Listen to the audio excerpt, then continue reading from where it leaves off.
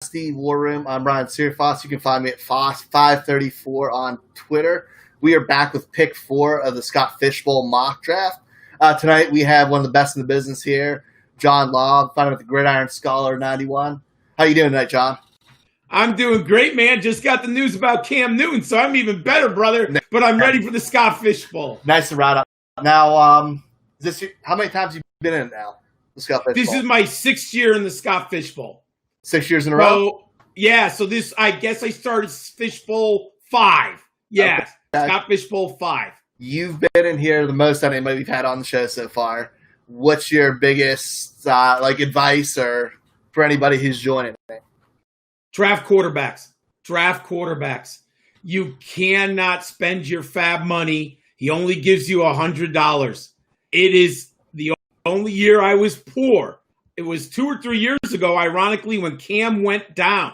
I had drafted Cam in the first round, and I think he went down in week 7, and my team fell apart. I was 6-1 when Cam Newton went down, and I could not fill that quarterback position up. And I had Dak Prescott, so I was flying at 6-1.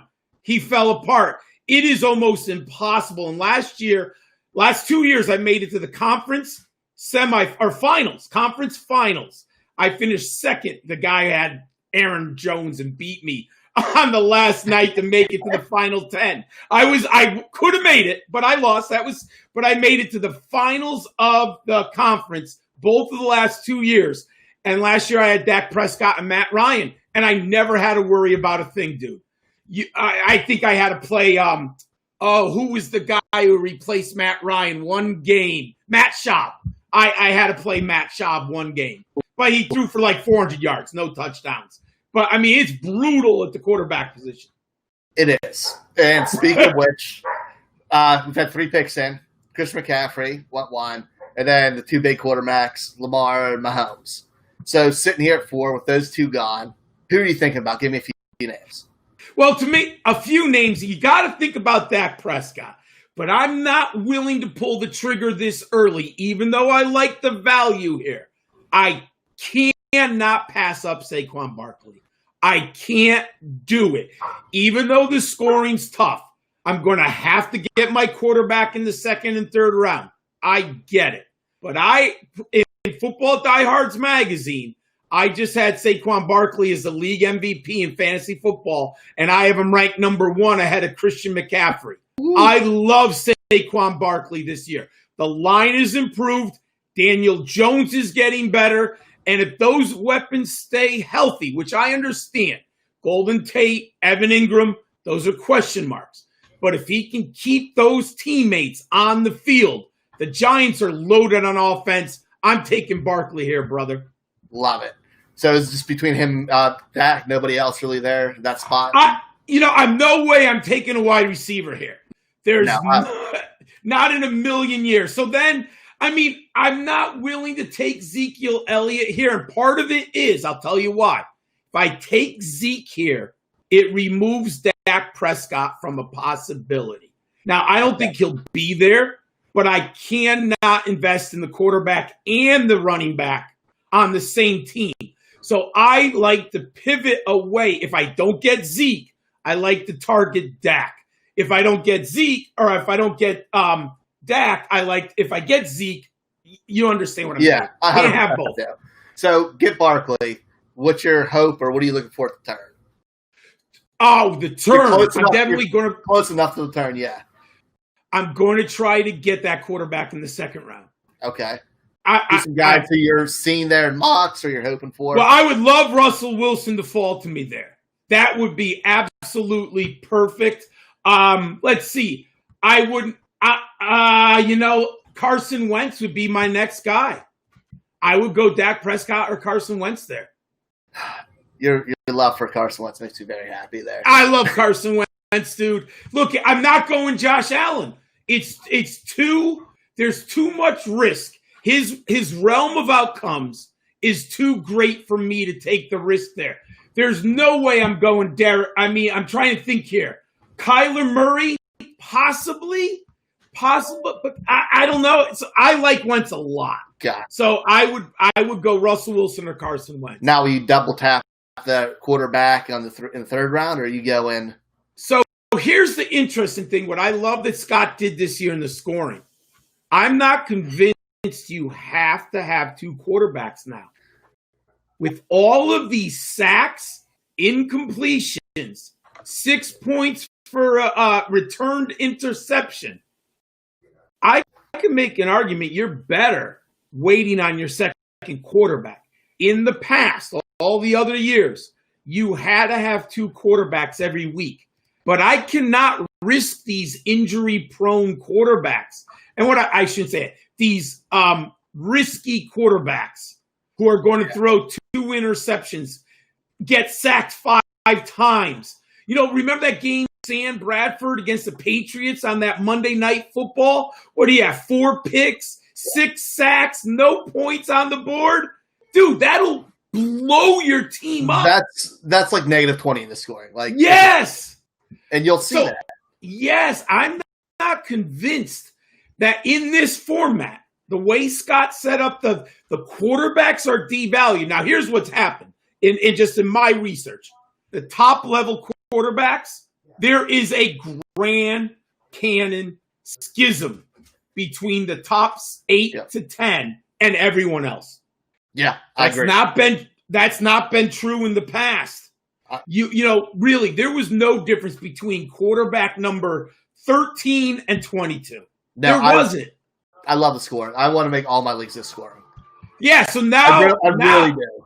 I mean, dude, when you got let me just look quickly through some names. I mean, look at Jameis Winston. If he was last year's quarterback, he would totally detonate your team 5 weeks. He finishes QB3 last year. In this scoring, it dropped him to 22. Yeah, and there were probably weeks he got negative points. Yeah, serious weeks. Blew him up. So you almost couldn't take the risk because it wasn't always predictable with Jameis Winston. You know what I mean? Like, he just could blow you. It wasn't necessarily based on the opposition. It wasn't home or away splits. He just blew up on you. Yep. What was that game? Wasn't there a Saturday game where he threw a pick 6 on the first throw of the game? And the second throw. Second throw, I'm saying it was first and second throw. There you go. Yeah. So you're down 12 points. Right there. Dude, he needs – so that means he needed 3 touchdowns to get to 0. Yeah. Come on. Crazy. So, yeah, you're right. Build the team almost like single quarterback. Yeah, you know what talent. I'm looking for 2 things in my analysis: strong offensive lines and lack of turnovers. Those are the 2 things that I want to stay away from, man. That's why I would take Patrick Mahomes number 1. I get why Lamar went number 1, but he's not going to get sacked. Patrick Mahomes doesn't get sacked very often, and he doesn't turn the ball over, but neither does Lamar. So I'm good with either one. Yeah, you can't go wrong. Now, no, I don't think so.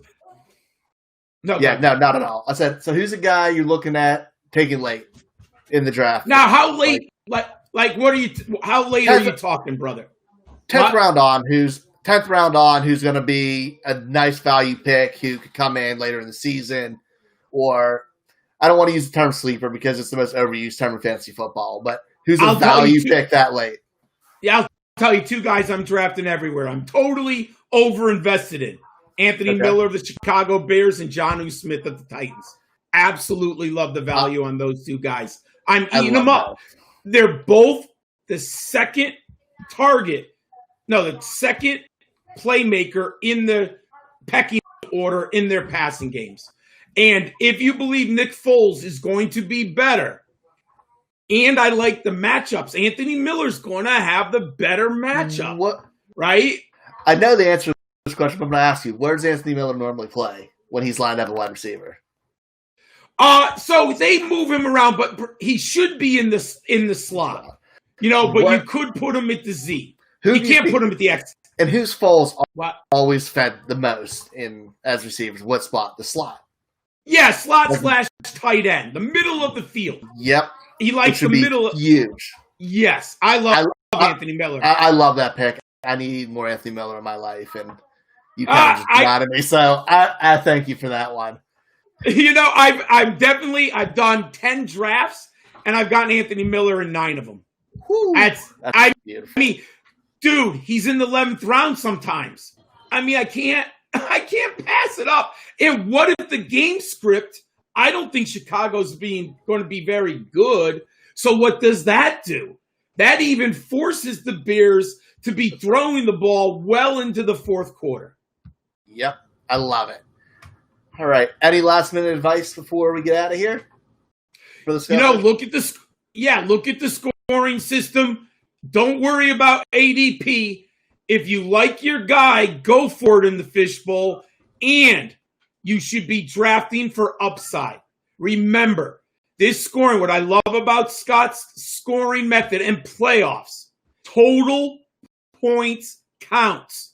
It doesn't matter if you're like 4-8 or 5-7, but you're one of the top 3 scoring teams. You're in the playoffs. Total points matter. Go for those upside guys. Put them into your lineup because that's going to matter a ton late in the season at playoff time. Awesome. And John, tell everybody where we can find you at if they don't, and they should be following you, but where do we find you? Thanks, my brother. GridionSchol91 on Twitter. I couldn't afford the A and the R when I signed up, so it's GridionSchol91. And all of my written work is either at fantrax.com or footballdiehards.com. Awesome. Well, thanks for coming on again, John. Pleasure as always. We're definitely going to get you on the other show here soon. And we will be back for pick number 1.05 soon. Have a good night.